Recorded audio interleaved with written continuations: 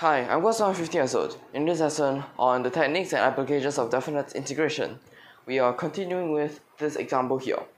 So in this example, we've already had a lesson on how to solve it. Of course, we will be taking a look at some other different methods to see how exactly else we can think of this. Alright? So, first of all, what do we have in previous lessons?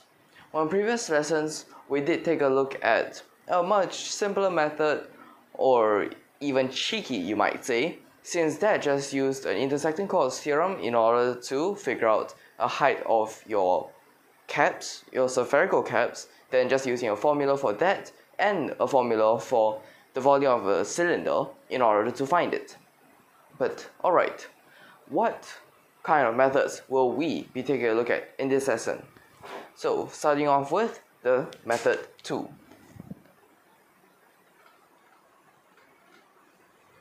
So when you think about integration, or even just integration to find a volume, what kind of integration will you think of? So the kind of integration you'll think of will probably be triple integration, which is exactly what we are taking a look at in this method. So the second method will be a triple integration. Now, within this triple integration, what kind of variables are you going to see? So there are a few ways you can think of it. It could either be dx, dy, dz, or you can try to change x and y into its polar forms, you might call it. So there are different ways, of course, when you think about this. Whether how to solve it will be a different problem, since whether you use Cartesian coordinates, cylindrical coordinates, spherical coordinates, changing the x and y into polar coordinates, they all have the different levels of difficulty. It just really depends, alright? So, we take a look at this part. Now, dx, dy, dz. But wait, if we are looking at triple integration, and since this triple integration, which means along this tunnel, what you will have is, now we can just take a random piece from this tunnel, right? So in this random piece, whether you integrate with respect to x first, y first, or z first, that also depends on you.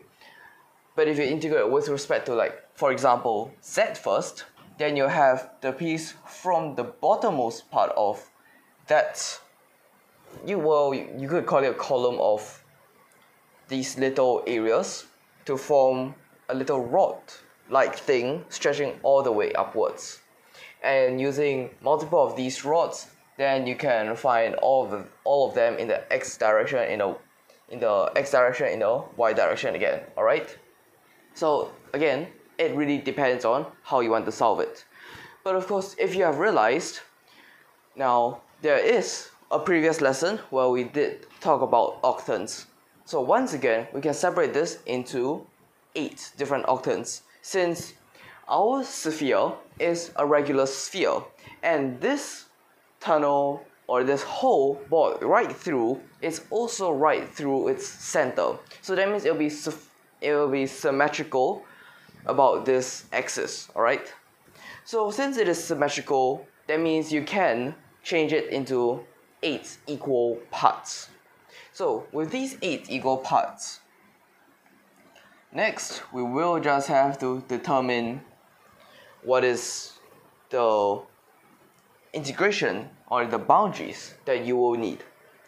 So first of all, what kind of integration do you want to have? So how about we think about it first. Since we do have some kind of a cylinder, some kind of it, so you have this little area on, let's say, the XOY plane, and along this area you need to integrate upwards, or just stacking up all your different areas to form that little rod, right? But along this XOY plane, what you actually have is pretty much a circle, or in this case, after you remove the 8, it'll be pretty much a quarter circle, which means the other two integrations, it does seem simpler to just use polar coordinates. So yes, we can change dx and dy into a polar coordinate form, where you have r d theta. Now, dz, we'll just let that stay the same. So where will be z from, where will be z to? Since we change this into octants, z would start from 0. Next, where is z to? Now z, of course, it will end on the sphere. Now this sphere, we are not given what its function is, right? But of course, we can find it on our own.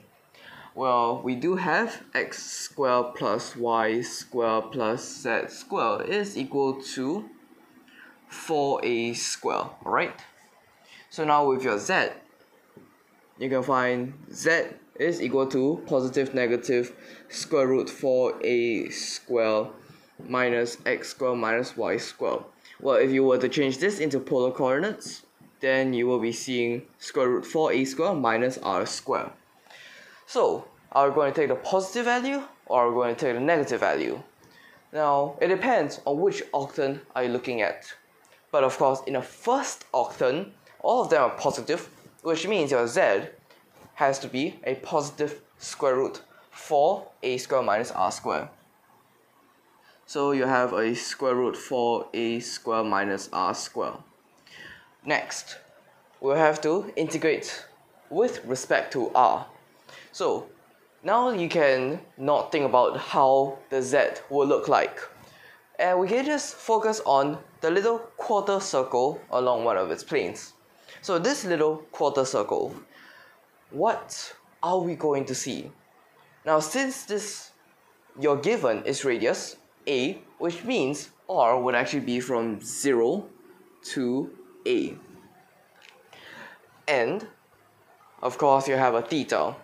But theta, beware, this is just a quarter circle, which means it will just be from 0 to half pi. Right, so this is what we are going to integrate. Alright, now integrate with respect to z first. That should be rather simple.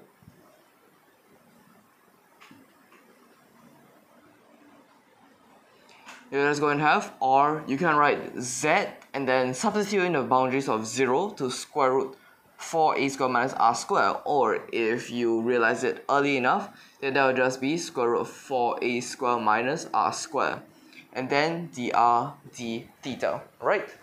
So this is the double integration that it becomes. Next, we will have to continue integrating, of course, but in this integration we will be putting the r into the back, where you're going to see negative 4. But why negative, you might be wondering. So negative is just to make, so since within the square root you have 4a squared minus r squared, so within this dr you can change that into a 4a squared minus r squared, which is where you get the negative. But of course 4a squared is a constant, which means you can just put it on, alright? And then the theta. Right, so now it should become a rather simple integration. And you'll see negative 4. But of course, you'll realize that this term is just r and a. And after you integrate it, it'll just be a's, alright? Which means your integral from 0 to half pi d theta can be directly integrated. What you're going to have multiplied by half pi. While inside here, since this is to the power of half, which becomes to the power of 3 over 2, we have to multiply 2 over 3, then square root, and whatever is inside here, cubed. Then you substitute in the values of 0 and a. So we can calculate whatever constant we are seeing here, or should I say more of a coefficient. So negative 4 pi over 3. And then you have, so substitute a inside, and you're going to have 4a squared minus a squared, which is a 3a squared cubed, then square root. We're going to have 3 square root 3a cubed minus, when substitute in 0, there's just a 4a squared, then cubed. Where you'll have 2a then cubed, which is 8a cubed. Alright, so next you could just rearrange them a little bit, where you'll see 4 pi a cubed square root 3 minus 8 over 3. Whoops, I put in a negative, so that means this has to be inverted. So 8 over 3 minus square root 3. Alright, so this should be your final answer in this example. Alright, so if you have watched the previous lesson, then this should look pretty familiar. But of course, this is just another of the methods using triple integration. Now, are there other methods? So in this lesson, we will be using another final method. It would rather be a short one, so you'll see why. Alright, so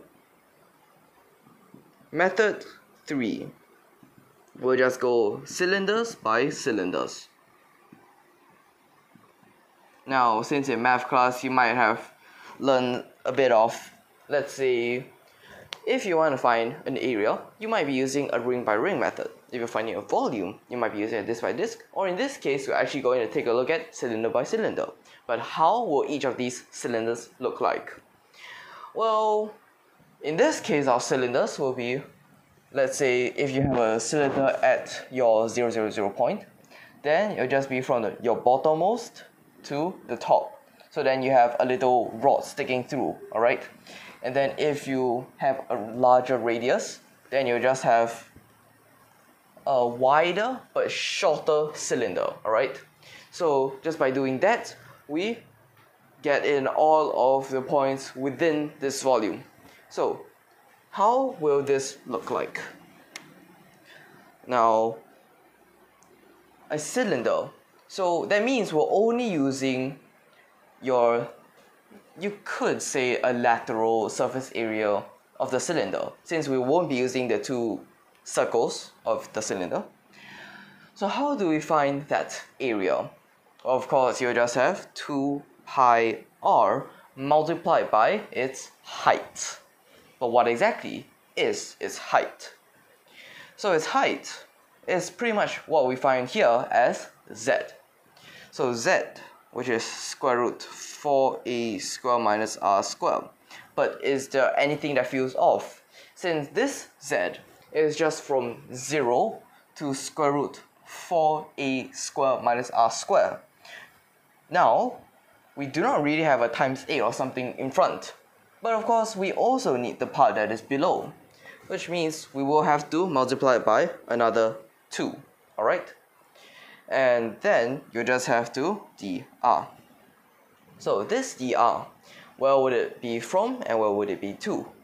Well, it will just be from 0 to a. Now, within here, we pretty much use the same methods.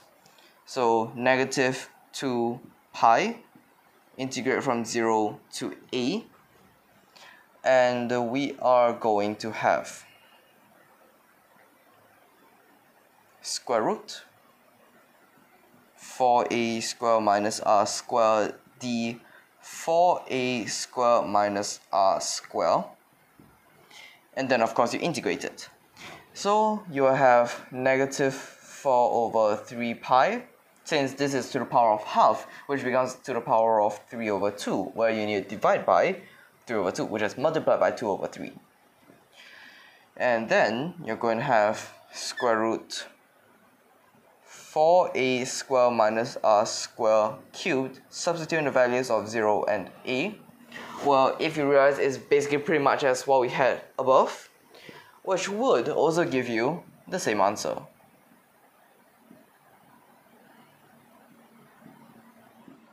Alright, so there we go, another two methods within this lesson.